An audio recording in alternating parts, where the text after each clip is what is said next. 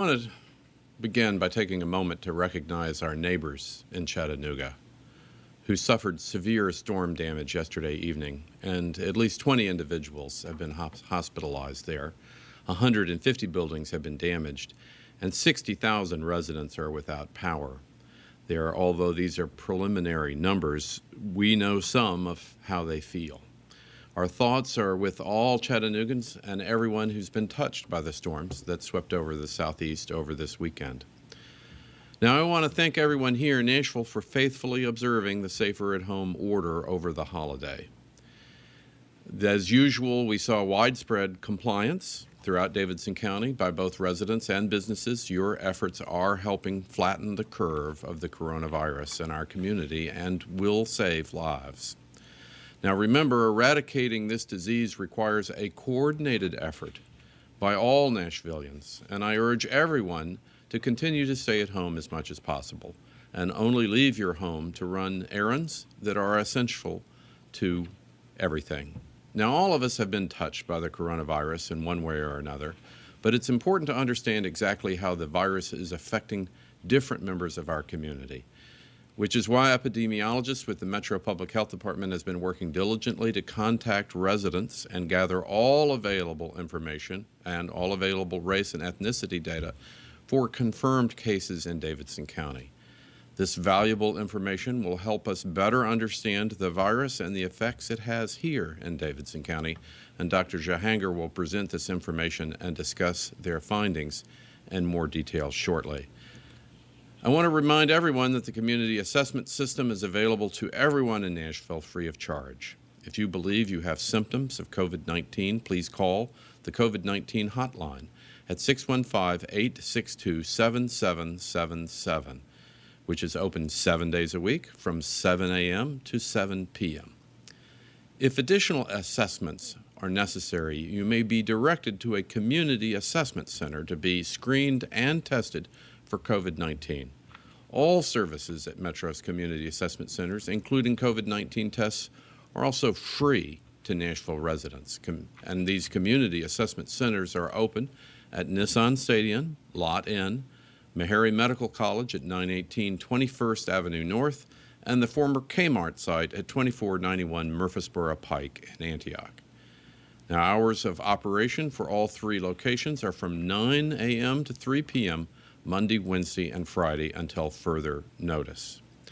Now, I very much want to welcome Coach Mike Vrabel of our Tennessee Titans for joining us this morning to encourage all Nashvillians to stay the course and remind us about the importance of social distancing during this time. And I know I speak for many, many Nashvillians when I say that September can't come soon enough, and we're all looking forward to a fantastic season of Titans football. As always, I urge everyone to visit covid19.nashville.gov to make a contribution, as you are able, to the COVID-19 Response Fund, which has been created to provide relief to Nashvillians facing hardships during this time. You can also visit the COVID-19 website to find direct financial, mental health, food, and social service assistance through the COVID-19 Response Fund and through local community partners. And with that, I'll turn it over to Dr. Alex Jahanger, the chair of the Metro Coronavirus Task Force. Thank you very much.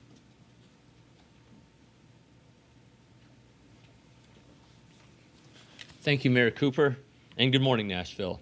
Here's the latest on the coronavirus in Nashville and Davidson County. We have 1,385 confirmed cases with a total of 13 fatalities. That's an increase of 161 cases since Friday, but no additional deaths. There are an additional 1,410 cases in our surrounding counties, bringing our total in our region to nearly 2,800. Of the Davidson County cases, 1,081 are currently active, and 291 residents have fully recovered from the virus and have been cleared. This morning, we have the race numbers to share.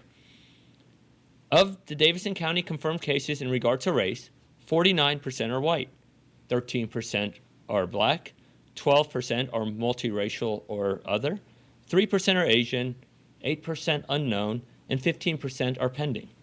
We will continue to update the numbers as soon as we have them for you. This information is very important to us as we analyze and understand and how we plan for the continued battle of this virus. To strengthen this data, I have also asked information regarding race and ethnicity to be collected for anyone tested at our community assessment centers. The most medically vulnerable are the people this virus impacts the most. As is the case with this virus and many other medical conditions, the impact is disproportionate to minorities and those with limited access to health care. That's one reason we positioned the community assessment centers at the locations that we did. We wanted to ensure that people who don't have access to health care would have access to COVID assessments and tests. There's no cost at these centers for assessments, and if indicated, no cost for the tests. Here's what's important. If any Nashvilleian believes that they have the symptoms, fever, cough, shortness of breath, or new and unexplained loss of smell, please seek medical attention and get assessed, either with your local healthcare provider or through our community assessment system. You may have noticed that new and unexplained loss of smell is a symptom that I have not previously stated.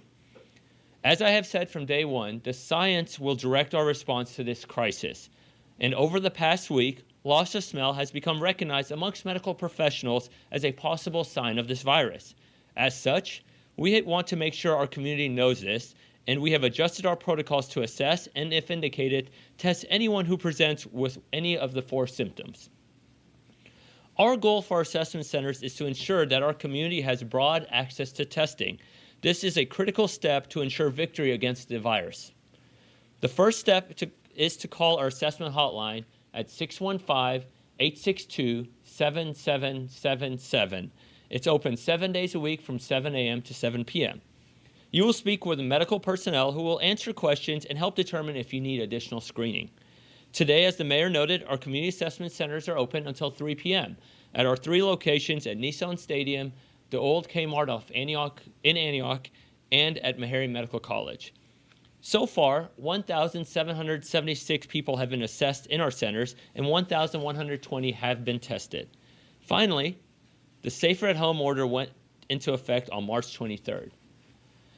No decision has been made yet on whether to extend the order or not.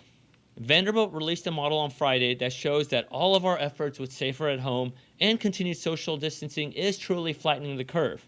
The study also showed that if we stop too soon, then the numbers of people who will be hospitalized will go up, and our health systems will be overrun, and more Nashvilleians will die. If we adhere to what we are doing, we will get through this successfully.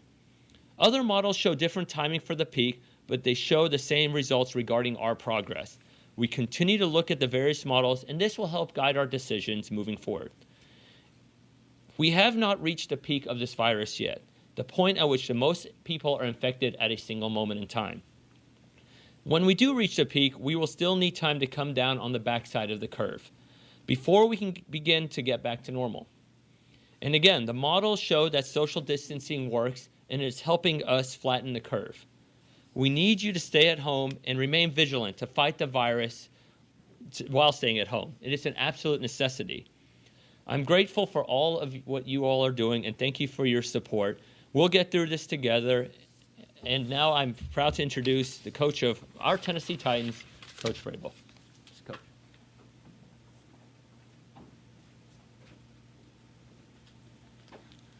Good morning. Thank you, Doctor. On behalf of the Tennessee Titans organization, would like to thank Mayor Cooper for his service and his leadership. I would like to thank Dr. Jahangir for his medical guidance. I want to thank our community for staying positive, for helping one another. It's important now that we continue all our efforts. We'd also like to thank the men and women, our first responders, and those men and women that are in our medical fields that go to work every single day, whether they're tired or they don't feel well. They're the ones that are helping us, and they're going to be the ones that get us through this difficult time. We have to stay positive as a community. We have to follow the guidelines set by our leaders in the community that will help us get through this. We have to continue to support our local businesses and help them through this unique time. As in everything, especially with the Tennessee Titans football season last year, It's not necessarily how you start, but it's how you finish. We can't allow all our great efforts as a community and leadership to stop because we're halfway home or we're close to halftime. We have to make sure that we have the resolve to stay positive, to follow the guidelines, to finish, and have the resolve to see this thing through. Help one another. Help your neighbor. Help those people that are less fortunate. Spend more time worrying about somebody else than you do yourself. Because I can promise you that there's a lot of people that have it worse off than what you or I do. Again, I would like to thank everyone, thank the mayor for his guidance and leadership, and Doctor for his remarks.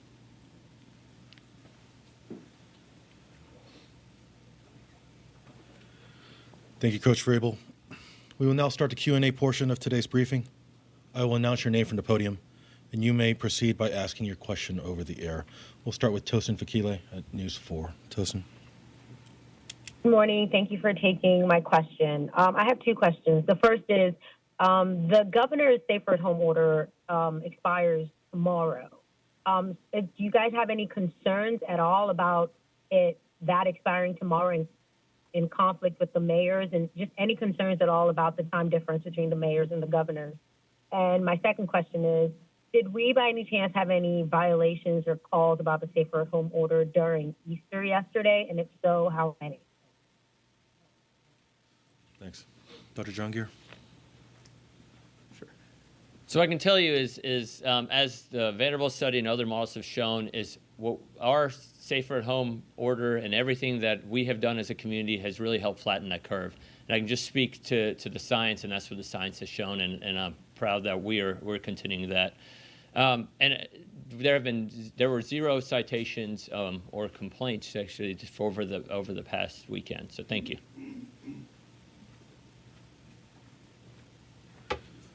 Julia Palazzo. Go ahead, Julia. Thank you so much. Just wanted to address, I remember Vanderbilt said, we're lacking widespread testing, and I know that is critical in all of this. I was just wondering if you guys had a plan to increase that, and also if there's an update from the task force that's helping small businesses. You have the number of businesses that have applied and the amount of money that's been given so far. Thank you. Sorry, could you repeat the second part of your question again, Julia? I'm sorry, which part? The second part of your question? The second? Okay. Just wanted an update on the task force that's helping small businesses. If you have a number of businesses that have applied and have reached out. Okay. Dr. Jahangir is going to answer the first part of your question. Thank you. Sure. So regarding testing, I think over 16,000 tests have been conducted in Nashville thus far. I know, as I've mentioned before, many places are conducting tests around the community of our health systems, which I know have sped up their ability to do testing.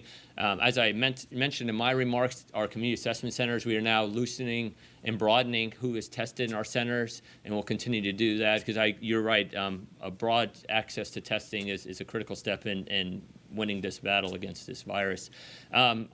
Regarding your second question, I don't have that information right now. We'll be glad to follow up on and get that to you. So thank you. Julia, I will follow up with you by email on your task force question. Nancy Ammons. Good morning. Thank you. I have a question for the mayor. In light of the Vanderbilt study, has he considered expanding this stay at home? I know he was concerned about home improvement projects. Has he considered expanding it at all? Mayor Cooper. Thank you, Nancy.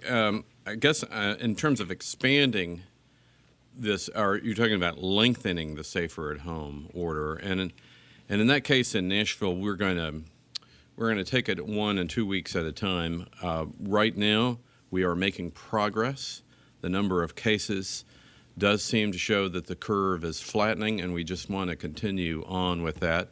And we hope that the state follows suit, of course, and that we have a coordinated state effort to flatten the curve.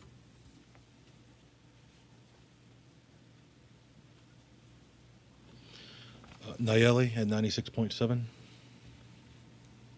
Yes, I have actually two questions. One of them, I wanted to know what does the community do? Where can they ask for help when organizations say that they no longer have funds for those who are in need? For instance, some organizations say they only have funds for about 90 people, 40 people. What happens when they tap out with their funds that they have given the organization federal funds? My other question is, what are you guys doing to help those who are self-employed who do not qualify for unemployment? Okay, so the first question is about nonprofits. Yes, the nonprofits where the funds are going to help those who are in financial need. Okay. What happens when they tap out with the funds that they have? Okay. Mayor Cooper. Thank you. I'd ask him to be in contact with my office. There are different sources of money that is available, including our own COVID-19 fund that's in partnership with the United Way. So all the nonprofits that are doing such worthy work in the community, we understand that you've never been more needed or more useful. Let's work with you to try to find additional sources of money. And then for the self-employed, boy, that is such a hardship for so many people in Nashville. We just need to flatten the curve and get back to work as soon as possible. That's the first way of really helping them. And then all of us who can, let's patronize our restaurants who are doing curbside service, and then continue to help where we can support everybody that's working and can work, who is essential and can work in our community. Thank you.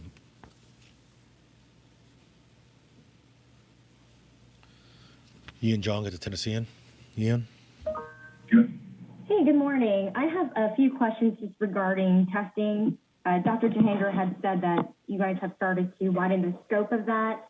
I was curious on when that started happening and if you can explain what that means and looks like for who we're testing. And one, just curious about asymptomatic cases, whether that's been tested before and how many of those make up the cases we have so far. And as a last question, sorry, can you give us an update on how much testing we have or if we're low on test kits in the city? Ian, did you say asymptomatic testing? Yes. Okay.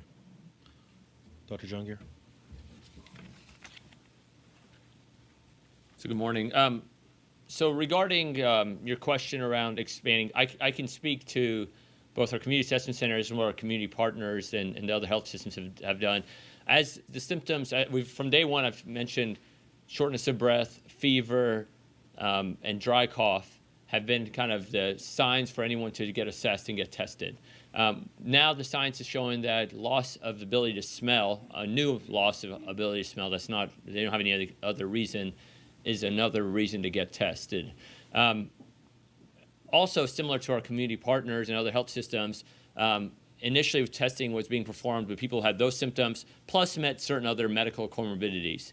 Now, as the entire community is looking to expand testing to people who meet certain requirements, broaden the testing for more in our community, the general consensus in the medical community is the 4 symptoms I described and testing anyone that has those 4 symptoms. So I believe most of our community partners are doing that, and our assessment centers were doing that as well. So testing asymptomatic people right now is not what is standard of care in our community, and we're not doing that to my knowledge, at least in the circles I'm in.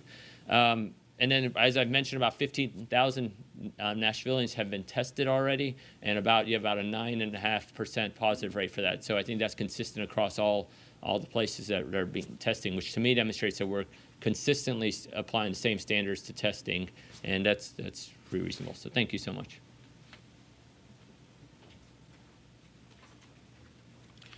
Harriet Wallace, Fox 17.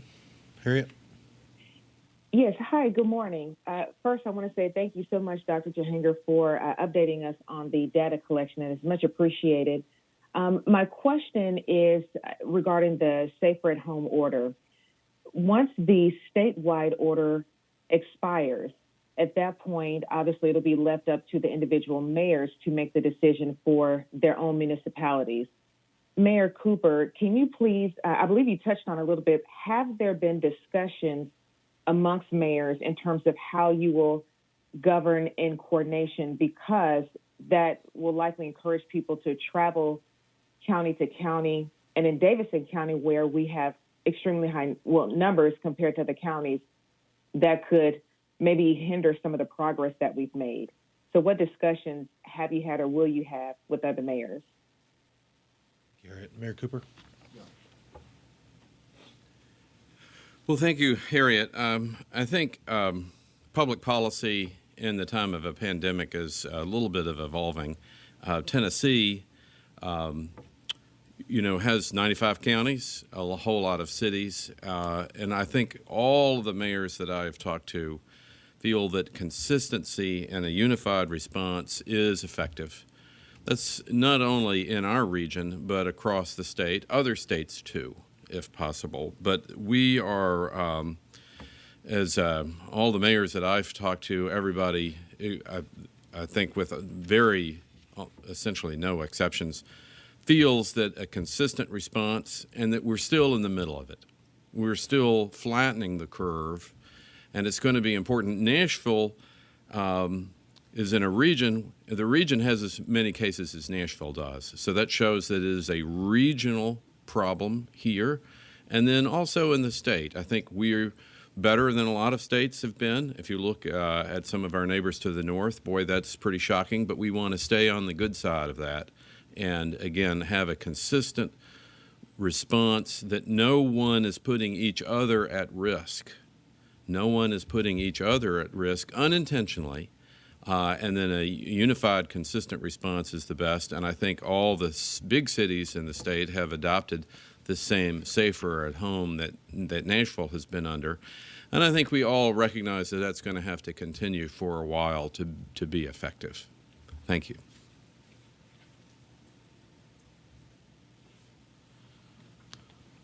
There are no more media questions in the queue at this time. Again, special thanks to Mike Vrabel, head coach of the Tennessee Titans, for joining us this morning. A recording of this morning's press briefing will be made available later today. Thank you for joining us. This concludes today's Metro COVID-19 press briefing.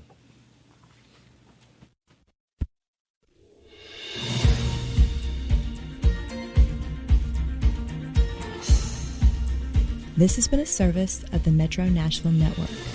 If you would like to see this presentation again, or for more information about this and other programs, visit nashville.gov.